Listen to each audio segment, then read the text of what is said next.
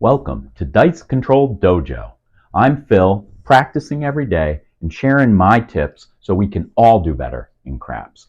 Today, I'm excited. We're talking about deliberate practice.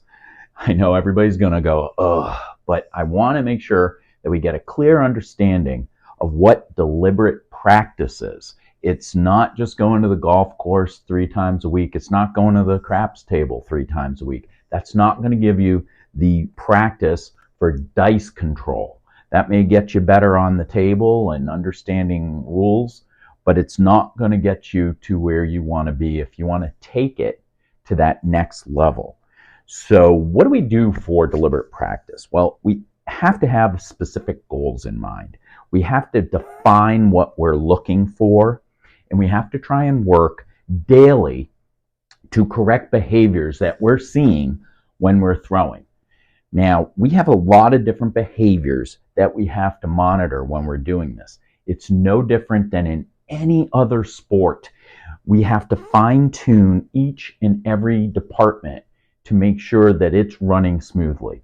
So if you take golf, which I refer to all the time, the examples, what kind of part of the game do you have to work on to be a pro? Well, there's the putting, the chipping, the driving, right? Then you have to take it to that next level when you're training on what does putting look like? Long putts, medium shorts, and short putts, right? What are we talking about chipping?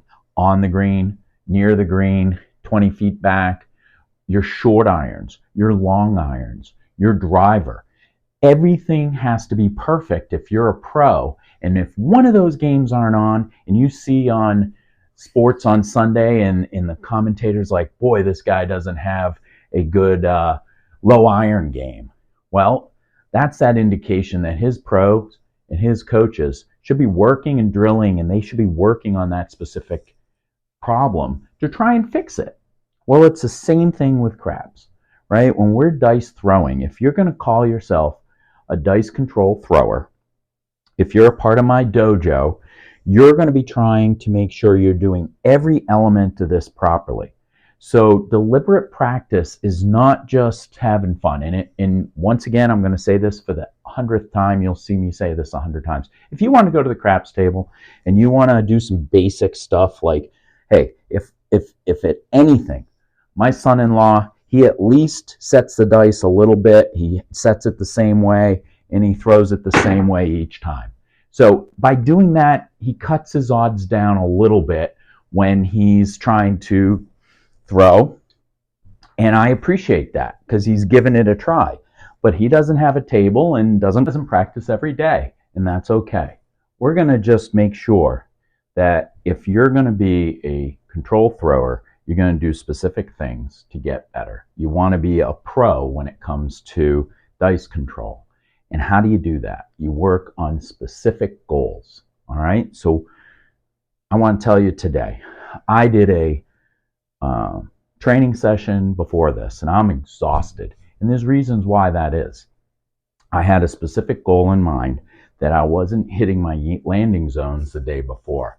So my goal today was to work on landing zones. So I put some extra effort today into try and pick a specific spot in hitting that target. So today, my sets were every day. I was looking at what am I doing today? What is my goal? Mine is to try and hit the landing zone. And there it is. There's that landing zone. So I worked hard at that today. I repeated it over and over and over again. High repetition. I have the mirror out today because my muscles, I didn't feel like I was throwing it straight, and I wasn't throwing it into the zone I was going to do. I was working on my fingers to make sure they were aligned so that they would release at the same time. And I worked hard today to try and get to hit the landing zone I was aiming for. So I worked at that, and then when I did my fun 36 throws and playing like real the other half of my practice, I did well. I hit the landing zone where I was going to. I fixed my problem, I adjusted, and I worked out that problem.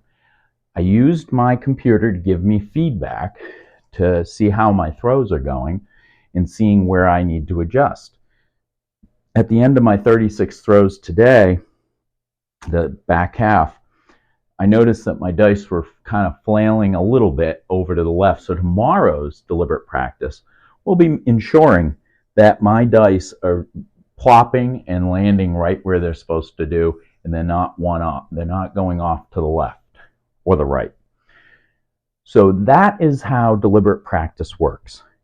We're going to work every day to ensure that we're picking a different part of our routine in breaking it down.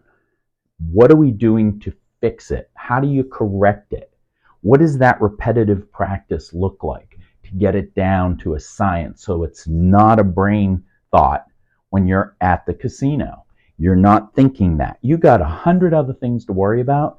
You want this little thing, sitting, setting, grabbing, the turn, relaxing, picking your throw zone, and hitting the zone. That is something that should be repetitive. But did you see there's little bits and pieces to each of that?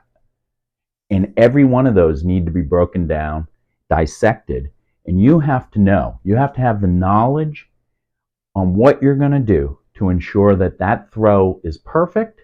And then if it's not perfect, what are you doing about it to make it perfect?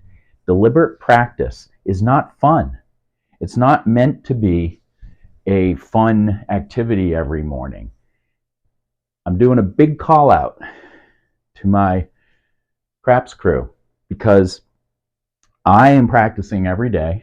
We got 90 days before we're going to Vegas. I think we're at 80 now. So what are they doing? I'm calling them out. What are you doing to ensure that your practice, your deliberate practice, and you're making sure that you're supporting the team? So I know they're going to love that conversation. So for me, I don't want to let my guys down. I'm working every day to make sure that my throw is the best it can be. So when I get there, I'm the one that hopefully they can rely on to making a lot of money. So deliberate practice. Let's go over what that is again. It's creating a specific goal for a day or a week or a month. It may take you a few days to correct something. It doesn't have to be right away. But working on something deliberately, getting a lot of repetitive practice over and over and over again, and getting feedback. If you're having a problem, send it to a friend, see what they're thinking. Do they see something? They don't have to be a pro at it. They may see you're arcing your arm or something else. Or do you have a coach? Do you have somebody that you've been working with that maybe can help you correct a behavior? If I have a problem, I know I could talk to my guys and have them watch us on Sunday and see if I'm throwing right, and they're going to give me feedback for that. So you also have to be able to accept feedback and make sure that you can adjust to what they're seeing and seeing if that's a problem and if you can correct it. So deliberate practice is about setting a goal. It's about repetitive behaviors that is highly concentrated. It's no music, it's no lights, it's not the TV on, it's focused. It's a lot of focused practice. And then it's getting feedback. What am I going to do for the next day? And how is that going to make me better as a control thrower? So I hope you guys tune in tomorrow, because tomorrow we're going to talk about the turn. So we're going to talk about how we talked about the grip in a previous one. Now it's the turn. It's coming across like this. And this is a very important part to make sure these dice stay together. So we'll discuss that tomorrow. So as for now, I'm asking for everybody's feedback. Tell me what you're thinking. Tell me how I'm doing. Is there some video you'd like me to go over in more detail? Just send me an email or a link. And just remember, I don't discuss any kind of betting strategies. There's hundreds of videos out there for that, because I know the one strategy that is the best is to throw for a long, long time.